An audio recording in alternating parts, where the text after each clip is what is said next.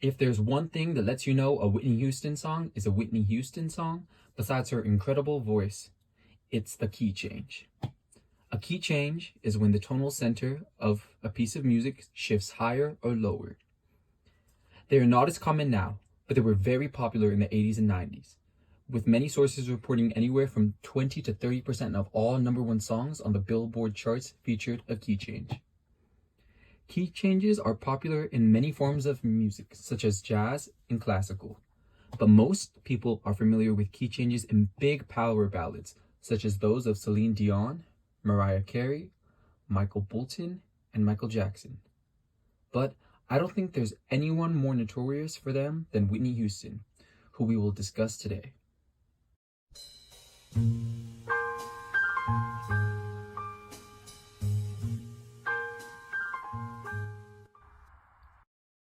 Oftentimes when we think of a key change, we think of what is referred to as the truck driver gear shift key change, or even called the pop rock key change. This is a very overt lift in the music that is unmistakable, even to a non-musically inclined listener. One of the most obvious examples of this is Love on Top by Beyonce.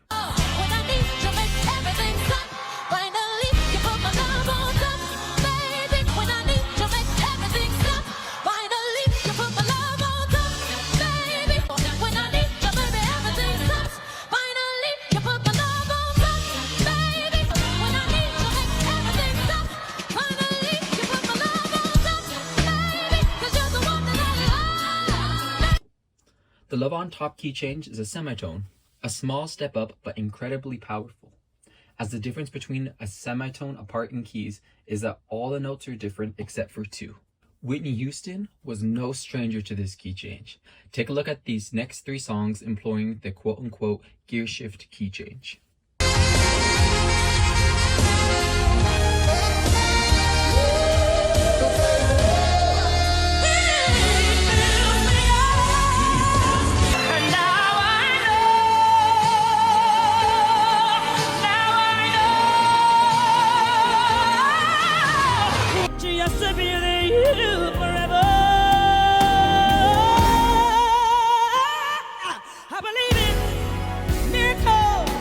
Sometimes this key change is a full tone, or 2 semitones, giving it a greater shift higher, feeling very intense as well, possibly even more intense. This is used in Whitney Houston's arguably most famous songs.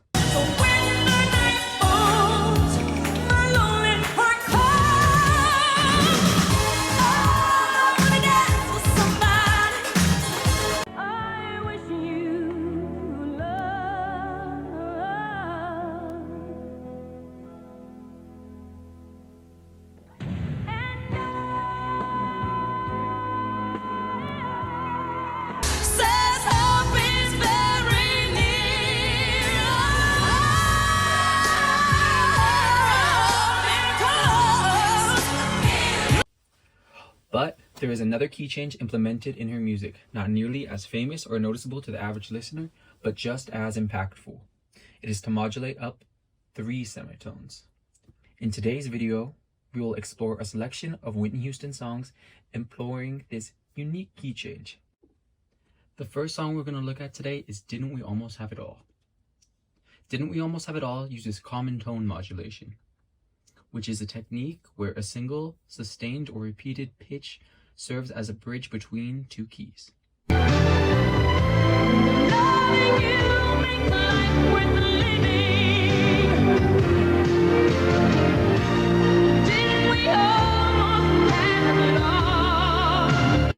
Whitney is singing a G, which belongs to both of our keys being used, G major and B flat major, which serves as the bridge between these musical passages. In All at Once, we also see the use of common tone modulation. She belts out a big and bold C5 over the music, which belongs to both of our keys, B flat and D flat. It is a noticeable key change if you were listening to it, but it's not particularly striking to the ear. And I can't forget you, though I must face it all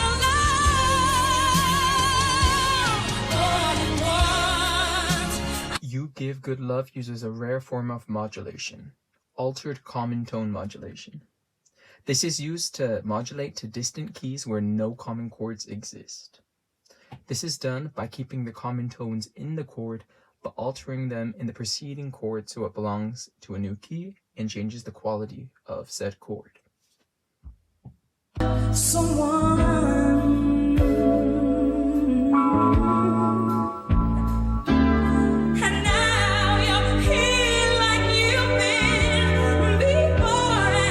You Give Good Love sneaks this key change in a second time going into the second pre-chorus, moving us from G major up to B flat major.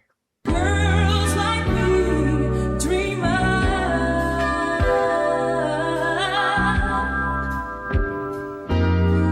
now you're here like we've been before. It is astounding that she reportedly did this in one take, according to her longtime producer, Micheal Bolton. How Will I Know, another song also recorded in one take, also features a minor third key change, but instead of modulating a third up, it goes down.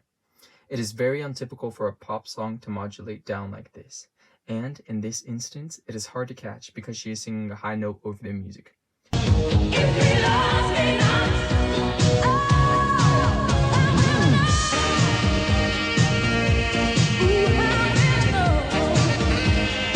To hear it clearly, listen to how high the background singers are singing at first.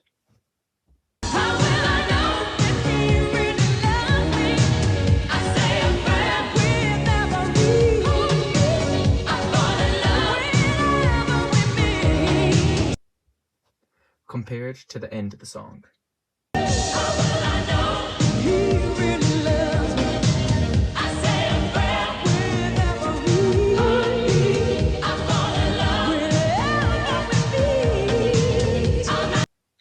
This makes How Will I Know's key change a lot more of a slick modulation than the typical in-your-face key change, going from G flat down to E flat.